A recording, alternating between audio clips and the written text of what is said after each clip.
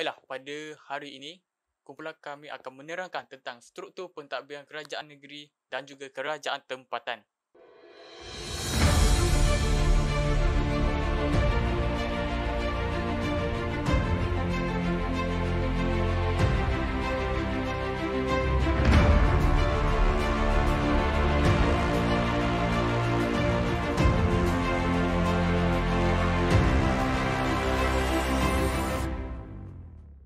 Baiklah, pada hari ini kumpulan kami akan menerangkan tentang struktur pentadbiran kerajaan negeri dan kerajaan tempatan. Kerajaan negeri merupakan pusat pentadbiran sesebuah negeri. Kerajaan ini lazimnya mempunyai kuasa yang agak terhad seperti kuasa untuk menentukan undang-undang negeri, budaya dan sebagainya. Fungsi kerajaan negeri adalah Badan Perundangan Negeri diberi kuasa untuk membuat undang-undang mengenai perkara-perkara seperti perkara tanah, kerja-kerja awam, Undang-Undang Islam dan cuti umum. Mengikut perkara 80 Perlembagaan Persekutuan, eksekutif negeri pula mempunyai kuasa pentadbiran atas semua perkara yang boleh diwakilkan oleh Badan Perundangan Negeri di bawah perlembagaan. Bagi struktur pentadbiran kerajaan negeri, terdapat 9 buah negeri yang mempunyai sultan atau raja. Semua raja atau sultan ini dilantik melalui warisan. Bagi negeri 9, pemerintahan negeri diperintah oleh Yang di-Pertuan Besar, manakala Perlis ditadbir oleh seorang raja. Bagi negeri yang tiada sultan seperti Sabah, Sarawak, Pulau Pinang dan Melaka, pentadbirannya dikenali sebagai Yang di-Pertua Negeri. Manakala Yang di-Pertua Negeri dilantik oleh YDPA dengan persetujuan kerajaan negeri dalam tempoh 4 tahun. Ketua negeri dalam kerajaan negeri dibantu oleh Ketua Menteri atau Menteri Besar, Majlis Mesyuarat Kerajaan Negeri, Jabatan Negeri dan Pejabat Setiausaha Negeri. Antara tugas eksekutif sultan termasuklah menyelaras semua kegiatan ekonomi, lambang perpaduan, mengetuai hubungan diplomatik, Ketua Islam dan Adat Istiadat Melayu, mengetuai Angkatan Tentera dan melantik Pembesar Negeri. Kerajaan Tempatan. Kerajaan tempatan di Malaysia merupakan kerajaan di peringkat rendah dalam sesuatu sistem kerajaan di Malaysia. Agensi kerajaan ini boleh menguatkuasakan undang-undang kecil kepada penduduk yang berada di dalam kawasan pentadbiran mereka seperti memungut cukai harta, cukai pintu dan lain-lain. Antara fungsi kerajaan tempatan, terdapat dua prinsip utama yang menetapkan fungsi penguasa tempatan, iaitu prinsip ultra vires dan general competence.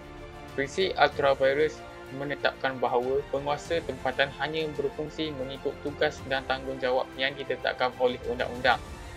Manakala prinsip general competence memberi kuasa kepada pengusaha tempatan menjalankan sebarang kegiatan dengan syarat penguasa tempatan itu mampu membiayai kegiatan tersebut.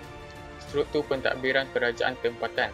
Kerajaan tempatan bertanggungjawab untuk merancang, menyelaras dan mengawal penggunaan serta aktiviti memaju tanah dan bangunan dalam kawasan pihak berkuasa.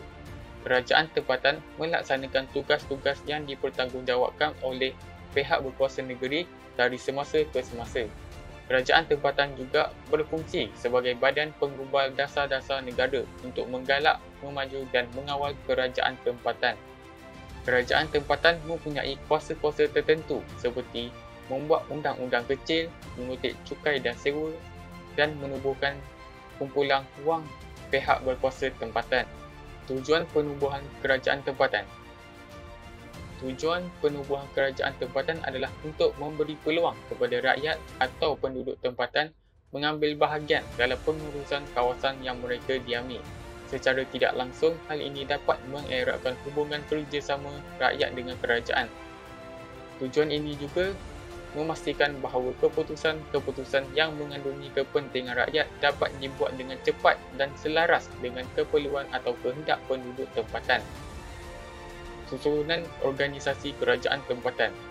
Kerajaan tempatan di negara ini disusun mengikut hierarki seperti bandaraya dikenali sebagai Dewan Bandaraya atau Majlis Bandaraya, manakala kawasan bandar dikenali sebagai Majlis Perbandaran dan buah bandar pula dikenali sebagai Majlis Daerah. Penguasa tempatan di Sabah dikawal oleh Kabinet Negeri melalui Kementerian Kerajaan Tempatan dan Perumahan. Di Sarawak pula, tugas-tugas menyelia diserahkan kepada Kementerian Alam Sekitar dan Kesihatan Awam. Antara hubungan kerajaan tempatan dan kerajaan negeri termasuklah kerajaan negeri boleh memberi arahan mengenai dasar-dasar kepada pihak berkuasa tempatan. Belanjawan tahunan pihak berkuasa tempatan perlu mendapat kelulusan kerajaan negeri.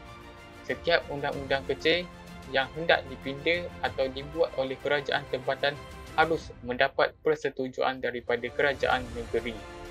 Kesimpulannya, kerajaan negeri dan kerajaan tempatan memainkan peranan yang sangat penting dalam melaksanakan tugas dan sentiasa bekerjasama dalam mentadbir negara supaya negara kita dapat berkembang maju dan aman.